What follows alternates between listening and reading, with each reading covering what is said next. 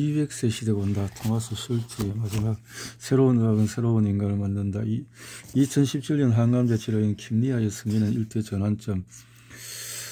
치료비가 너무 비싼 노르바티스 1회터 약은 47만 5천 달러. 정신이 나가는 것 아닌가? 너무 비싼가? 아니면 너무 싼가?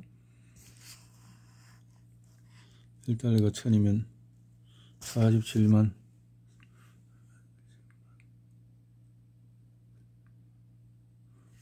억대인가 본데요. 비용이 킴리아는 50만 달러 가까운 1회터 약 비용으로 또 한 번 신기록을 세웠다. 미래의 디지털 의학에서 새롭게 선보이는 맞춤형 치료, 특히 물밀듯이 밀려오는 유전자 의약품과 관련해서 동일한 질문이 제기되고 있다.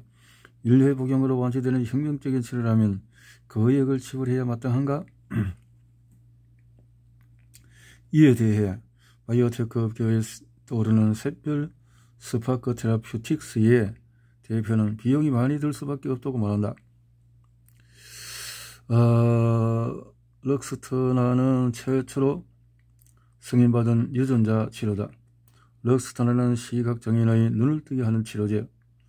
유전자 RPE65를 환자 망막세포에 삽입해 시력 상실을 개선한다. 이것은 환자 개개인의 특성에 맞춰야 하는 비용도 많이 들고 복잡한 프로세스다. 럭스터나는 대량 생산 약품이 아니기 때문에 개발 기간도 길었다. 그러다 보니 럭스터나는 세계에서 가장 비싼 약이 되었다. 환자 1인이 양쪽 눈을 치료하는데 무려 85만 달러가 든다. 하지만 이것은 예상보다 싼 가격이다. 월스트리트 저널은 럭스터나가 사상 최초로 100만 달러 상한선을 넘는 약이 될 것이라고 예측했었다.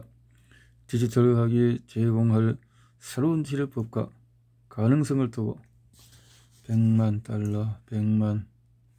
달러면 어떻게 되나?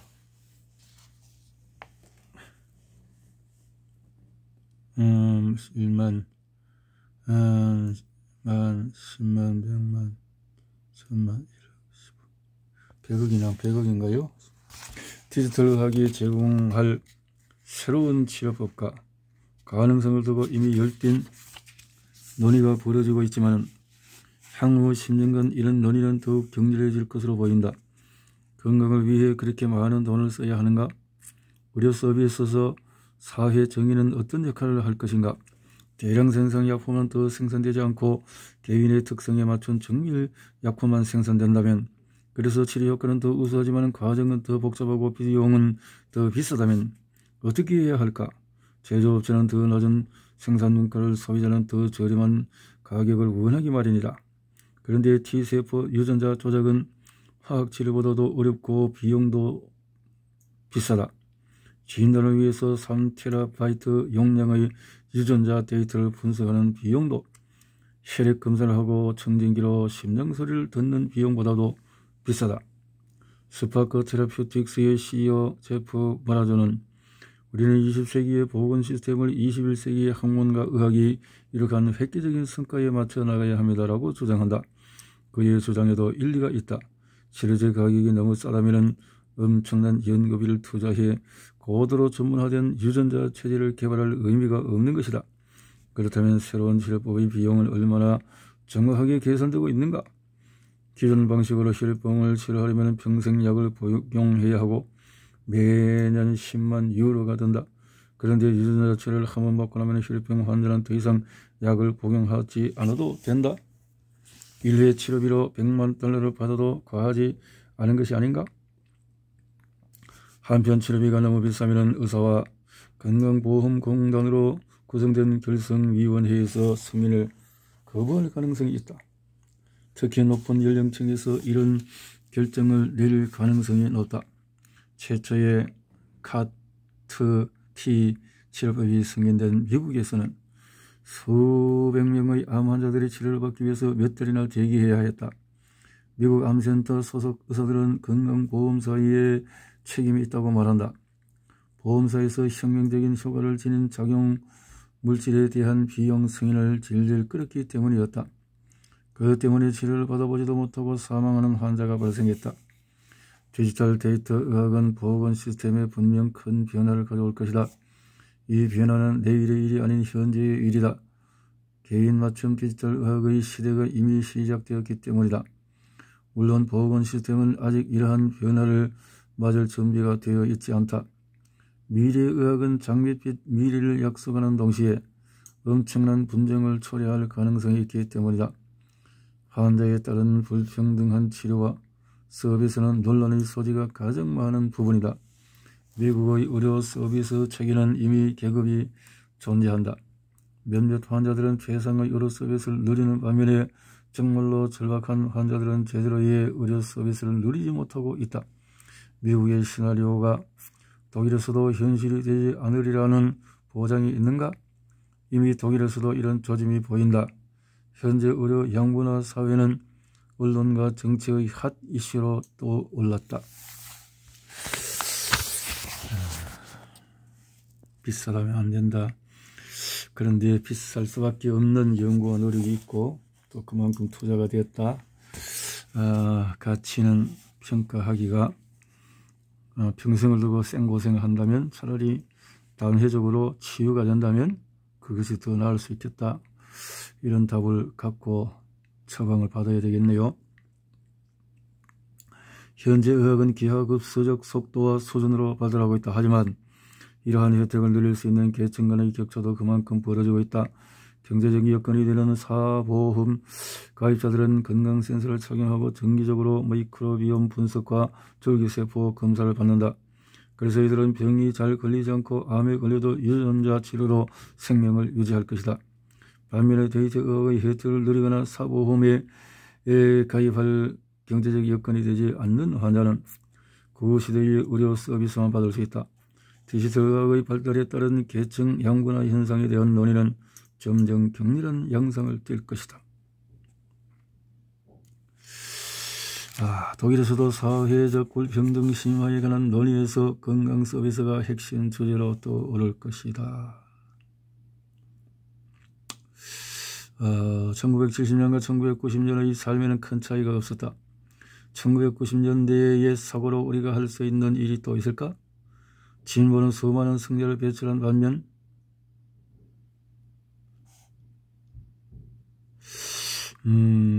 따라서 미래의 의학은 공정한 연대적인 관점의 건강 서비스를 기반으로 해야만 진가를 발휘할 수 있다.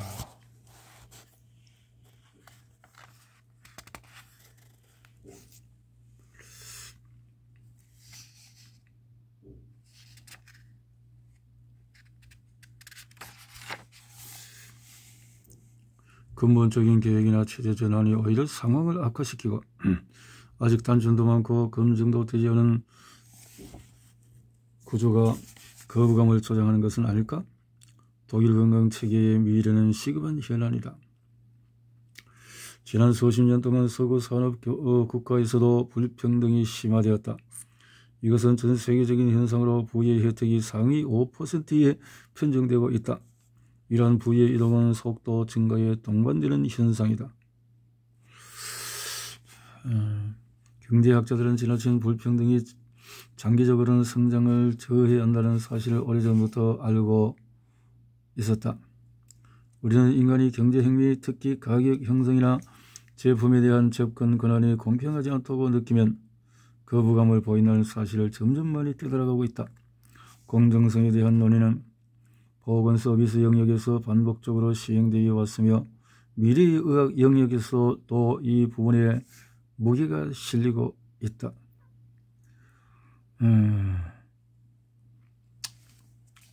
이 방식에 대해서 독일의 대형제 역사 머크의 CEO이자 유럽제약협회 회원인 슈테판 호시만은 아주 좋은 아이디어라고 평가한다. 저는 약의 효과에 기초해 가격을 책정하는 체계에 찬성합니다. 환자는 치료 효과를 보았을 때만 돈을 내면 됩니다. 이 말은 단순히 의약품을 개발하는 것이 아니라 생체 표지자를 포함한 진단평가 시스템도 동시에 개발해야 한다는 뜻입니다. 한마디로 치료에 대한 정의가 완전히 바뀌는 것이지요. 슈만은 말한다. 이런 이유로 머크는 실리콘밸리의 개방을 방식을 점점 따라가는 추세다. 몇 년 동안 약을 복용하지 않고 한 번의 치료로 병을 고칠 수 있다면 보건 시스템과 제약사와 생명공학 기업의 사업 모델이 통째로 바뀌어야 한다. 이것은 제약업계와 바이오테크 업계도 잘 알고 있는 사실이다. 70세 노인의 100만 유로의 비용이 드는 유전자 치료를 받겠다면 건강보험공단은 감당할 수 있겠는가? 오시만은 이 문제에 관련해서 영국의 예를 든다. 현재 영국 같은 나라에서는 85세 노인에게 인공 엉덩이 부착 수술을 허용할 것인지 두고 격렬한 논쟁이 벌어지고 있습니다. 85세 노인이 인공 엉덩이를 부착해서 55세로 젊어졌다고 해도 언젠가는 다시 85세가 됩니다. 이런 경우에는 어떻게 할 것인지 많은 논쟁이 벌어지고 있습니다. 분쟁이 없을 수는 없다. 특히 정치적인 재반 조건과 관련된 구조적인 질문일 경우에는 더욱 그렇다. 지난 수십 년간 1차 디지털화 물결 속에서 뚜렷이 드러나는 사실이 있다. 미국 IT 기업들이 검색 엔진, 소셜 네트워크, 스마트폰 등 인터넷을 비롯한 관련 도구와 상품을 전부 장악하고 있다는 것이다. 우리가 무엇을 어떻게 소비할지 실리콘밸리 정신이 규정한다. 수십 년부터 인터넷 데이터 보호에 관한 격렬한 분쟁이 계속되어 왔다. 경쟁자가 없는 미국 기업들이 원칙을 정했기 때문이다. 마찬가지로 현재 시장을 주도하는 몇몇 제약 바이오 기업들이 디지털 의학의 게임 원칙을 정할 위험이 있다. 근본적인 디지털 혁명이 코앞에 닥친 지금 의학 연구와 생명공학의 혁신은 한 국가가 감당할 과제가 아니지 않은가? 국가 간의 교류를 이어가고 중요 분야에서 발언권과 공동 결정권을 갖고 싶다면 어떻게 해야 할까? 하이델베르그 정신과의 바로크 양식의 구시가지에서 몇 분만 걸어가면 독일 바이오테크 업계의 모범 기업으로 손꼽히는 회사가 나타난다. 생명공학 스타트업 몰레큘러 헬스로 정밀의학 전문 기업이다.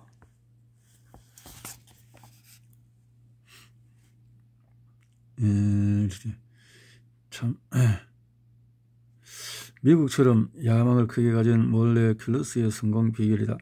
몰레큘러 헬스의 대표 프리드리히 폰 볼레는 성공 후 원동력은 의학에서 가능한 것의 한계를 이동시키는 것이었다고 말한다. 어쩌면 그의 피 속에는 야망이 흐르고 있었는지 모른다. 사실 본 볼레는 독일의 가장 유명한 기업인 알프리드 크루프 폰 볼렌 운트 할버흐의 조카다. 크루프 가문의 가업인 철강과 무기로 돈을 벌고 싶지 않았던 본 볼렌은 대학에서 생화학을 전공하고 신경생물학 박사 학위를 받았다. 본 볼렌은 독일 바이오테크 업계의 시조와 같은 존재다.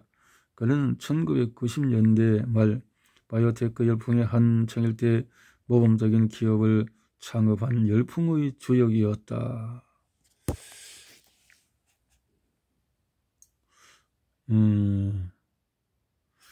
그런데 이렇게 해서 2000년대에 또 사라졌다. 바이오테크는 리스크가 매우 크고 자본 집약적인 분야다. 게다가 장기적인 분야이기도 하다. 당연히 실패로 들어가는 프로젝트가 많습니다. 폰 볼레는 말한다. 바이오테크는 리스크가 큰 혁신 비즈니스로 벤처 캐피털도 많이 끌어와야 하고 실패와 시작도 수없이 반복해야 한다. 이런 것들을 미국 특히 캘리포니아의 기업 문화에서는 당연하게 받아들이지만 조심스럽고 리스크를 꺼리는 독일인들에게는 쉽지 않은 일이다. 독일인들은 투자금이 부족하고 걱정이 가득한 상황을 견디지 못하고 한 번 사업에 실패하면 두 번 다시 성공하지 못하리라는 가치관을 갖고 있기 때문이다. 첫 사업에 실패했지만 폰 볼레는 좌절하지 않았다. 폰 볼레는 10년 넘게 리스크가 많은 투자와 관련해서 자문을 하며 독일의 생명공학 기업의 투자자들을 진두지휘하고 있다. 폰 볼렌의 도움으로 16개 스타트업에 9억 유로 이상의 투자금이 흘러 들어왔다. 도전하고 이렇게 실패는 성공의 어머니다 하고 또 도전하는 사람이 제대로 뭔가를 만들어내는 것을 많이 보게 됩니다. 그 중에 대표적인 기업이 티빙겐 소재 스타트업 큐어백으로 세계적인 수준의 RNA 기반 백신과 치료 기술을 개발했다. 그래서 큐어백은 4억 유로의 투자금을 지원받았고 현재 직원 수가 340명이 넘는다. 아직 희망이 남아있다. 독일에도 너무럽지 않은 똑똑한 인재와 훌륭한 아이디어가 있다. 구조재정 지원 리스크를 감수할 기업인이 부족할 뿐이다. 지난 몇 년간 독일의 의학 연구자에게 제공된 벤처 캐피탈은 대부분 디트마르 호프 헥살의 창업자 안드레아스 슈트링만과 토마스 슈트링만 등 소수 기업인들의 지갑에서 흘러나온 것이다. 자, 이렇게 연구가 빠른 속도로 진행되고 있다면 재계와 정계는 앞으로 대응해야 하는 것이 아닐까? 독일의 지나친 신중함이 혁신을 가로막고 있는 것은 아닐까? 독일이 다른 나라에 뒤처질 위험은 없는가? 폰볼리는 발전 속도가 더딘 보시의 기술력만으로는 경쟁에서 앞두기 힘든 시대입니다. 우리는 혁신 목표를 더 크게 잡아야 합니다. 라며 우리가 미국에 맞추는 것을 원하지 않는다고 해도 결국 미국에 맞추고 있다고 말한다. 그래서 미국에서 흐름을 같이 해야 된다라는 이야기 같네요. 독일이란 나라가 의학이 발전하기 얼마나 어려운 환경인지 여실히 보여주는 예가 있다. 아직까지도 독일은 전자 의료 기록의 도입 여부를 두고 끝없이 논쟁을 벌이고 있다. 전자 의료 기록이란 실험실 연구, 진단, 치료에 관한 모든 자료를 저장해 놓은 디지털 데이터베이스 이런 데 대해서 독일인들은 왜 그럴까요? 독일인들은 뭔가 천년 대치학이 조금 더 활성화되어 있나요? 이런 부분에 대해서 첨단 의료에 대한 연구는 미국이 월등하게 앞서고 있다. 이런 걸로 볼 수 있겠군요.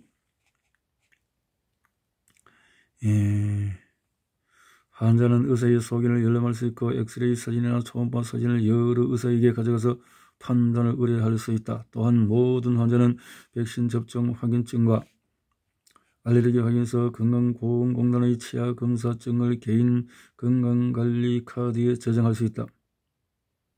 전자의료기록은 의심할 것도 없이 새로운 건강관리 시스템의 핵심 도구다. 모든 환자의 정보가 저장되어 있는 건강 데이터 뱅크가 없으면 미래의 의학은 제 역할을 할 수가 없다. 그럼에도 독일에서 건강 데이터 뱅크 프로젝트의 추진 성과는 지지부진하다. 전자의료기록 도입을 둘러싸고 몇 년째 논쟁이 이어지고 있다. 건강보험공단의 실적을 소개하는 카탈로그에 비디오 진료 시간을 넣는 것은 다소 이례적인 사건이다. 지금까지 이것은 상처관리 등 일부 영역에만 제한적으로 허용되었기 때문이다. 이와 관련해 독일 의사협회는 직업법 개정을 촉구하고 나섰다. 앞으로 의사와 환자가 개인적인 친분이 없더라도 원격 치료가 허용될 예정이라고 한다. 지금까지 의사들은 진찰 내용이 녹취되면 나중에 법정에서 자신들에게 불리하게 될 것을 우려해왔다. 그러나 이는 시대에 전혀 맞지 않는 일이다. 직장인들은 정규 진료 시간에 진찰을 받기가 어렵고 이른 아침이나 저녁 시간에는 예약이 꽉 차 있어 대기 시간이 길다. 오늘날에는 기술 덕분에 커뮤니케이션이 쉬워졌다. 온라인 진료는 병원 문턱을 낮춤으로써 의사와 환자를 더 가까워지게 한다. 독일이 미래 핵심 분야에서 뒤처지고 있는 이유는 무엇일까? 정치인들은 21세기의 중요한 화제들을 다룰 시기를 놓친 것이 아닐까? 이 분야는 오랫동안 지나치게 느린 속도로 변하고 있다. 하지만 정부의 핵심 인사들은 독일이 의학혁명의 초기에 있다는 사실을 인식하고 있는 듯하다.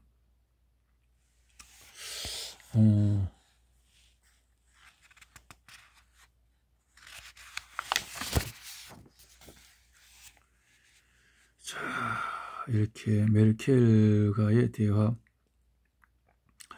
대화를 녹화하기 전에 메르켈 총리는 매년 열리는 연방정부 디지털 정상회담에서 건강 서비스의 디지털화는 많은 윤리적인 문제에도 불구하고 리스크보다 기회임을 강조했었다. 메르켈 총리는 독일 기업, 특히 중소기업은 새로 얻은 엄청난 양의 데이터를 혁신적 상품 개발에 사용할 것을 당부했다. 메르켈 총리는 독일에 있는 10만 명의 의사, 2만 개의 약국, 2천 개의 병원은 디지털화 덕분에 협력 체계를 향상시키고 훨씬 우수한 품질의 데이터를 분석하고 질병을 정확하게 진료함으로써 진료법을 발전시킬 수 있을 것으로 기대한다고 말했다. 그러나 정계는 디지털 의학의 발전 속도가 얼마나 빠른지 정확하게 파악하지 못하고 있다. 2017년 여름 독일 연방교육연구부는 메디컬 인포메틱스 이니시어티브를 발송했다. 현재 엑스레이 촬영에서 본 유전자 분석에 이르기까지 데이터 세트가 점점 증가하고 있다. 2018년 1월부터 2020년 초반까지 17개 대학병원과 40개 파트너로 구성된 4개의 컨소시엄이 데이터 통합센터를 구축해 각 분야의 의사들을 네트워크화할 계획이다.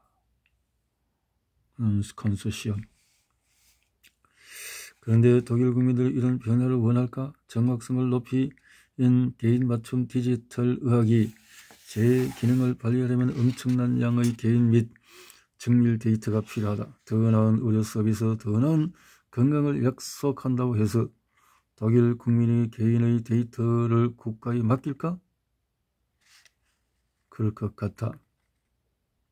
설문조사 결과 대부분의 독일 국민은 더 나은 치료 효과를 얻기 위해서라면 개인의 질병 데이터를 내놓을 의향이 있다고 했다.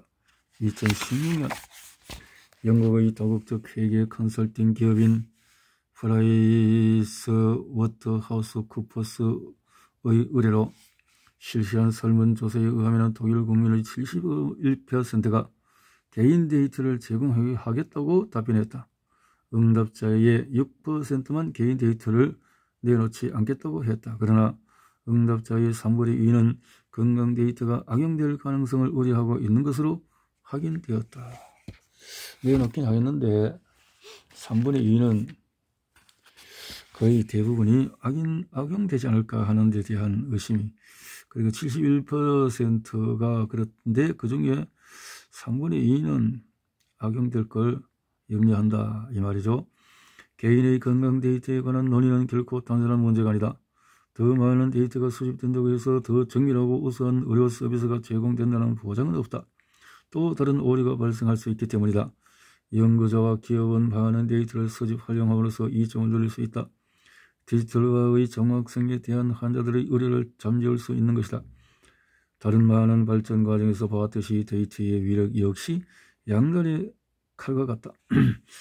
무거운 윤리적인 양과 감정이 끈질기게 따라다닌다. 예를 들어서 생명공학 기업이 알고리즘 모델과 유전자 분석 조합을 통해서 인공수정 후의 배아 상태에서 아이의 생물학적 본질적 특성을 예측하는 기술을 개발했다고 하자.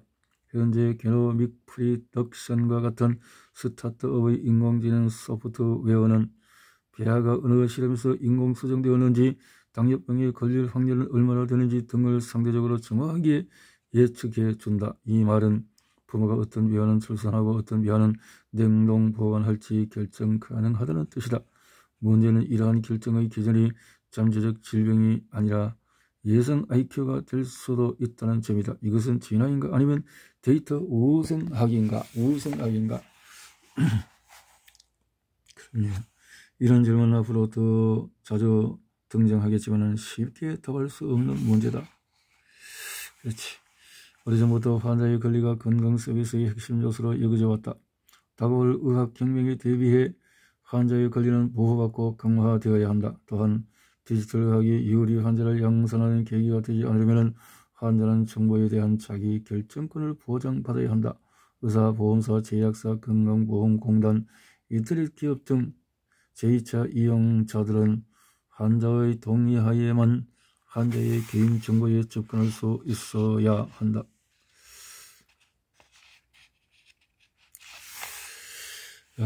이 문제는 조직적 전문적으로 풀어나가야 한다. 따라서 입법자와 이익단체는 끝도 없이 규정에 관한 논의만 해서는 안 된다. 끝없는 건강처럼 까다롭고 사적인 영역에는 회의적 태도와 신중함이 동시에 필요하다. 그렇죠. 문명이 끊임없이 전진하는 것은 자연의 섭리다. 인류의 역사는 진보의 역사다. 앞으로 수십 년 동안 디지털 의학 혁명이 발전의 중심에 서 있을 것이며 인류는 계속 발전할 것이다. 진보가 경제 기술에 대해 우려를 증폭시키지 않는다. 홀로 남게 된다는 우려가 커질 뿐이다. 1999년 5월 24일 니라드 폰 바이체커 전 독일 대통령이 독일 기부법 제정 40주년을 기념하는 연설에서 했던 말이다. 그야말로 해안이 돋보이는 연설이었다. 진보가 경제와 기술에 대한 우려를 증폭시키지는 않는다. 우리를 이렇게 바이체커 대통령이 인류와 사회의 진보와 발전을 지혜롭게 정확하게 표현하며 현재 독일 사회의 문제를 풀어갈 실마리를 제공했다. 우리는 가능한 일을 해도 될 것인지 고민합니다. 이 문제에 대해서는 더는 고민할 것이 없습니다. 우리는 발생 가능한 일을 해도 될지 혹은 발생할 수밖에 없는 일이 발생 가능한지 책임감 있는 결정을 내리는 데는 그다지 노력을 기울이지 않기 때문입니다.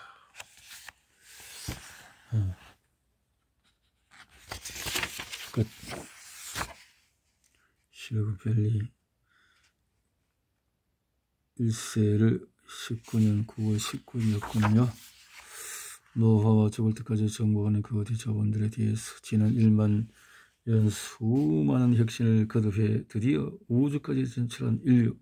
그러나 인류의 몸과 두뇌는 여전히 진화의 권리에 묶여 있다. IT 기술 앞에 질병과 죽음은 오류일 뿐이다. 아프기 전에 미리 치료받고 유전자를 아이템처럼 구입하는 시대. 인류 역사상 가장 심대하고 혁명적인 변화가 닥쳐온다. 노벨상 수상자들과 세계적인 기업의 CEO들이 주목하는 비밀 연구 회부. 이렇게 이것은 단순히 실리콘밸리의 이야기가 아니다. 이미 전 세계는 인터넷으로 연결되어 있고 우리는 지금 수많은 정보의 홍수 속에 몸을 담그며 살고 있다. 상상은 공유되고 공유된 상상은 가치가 된다.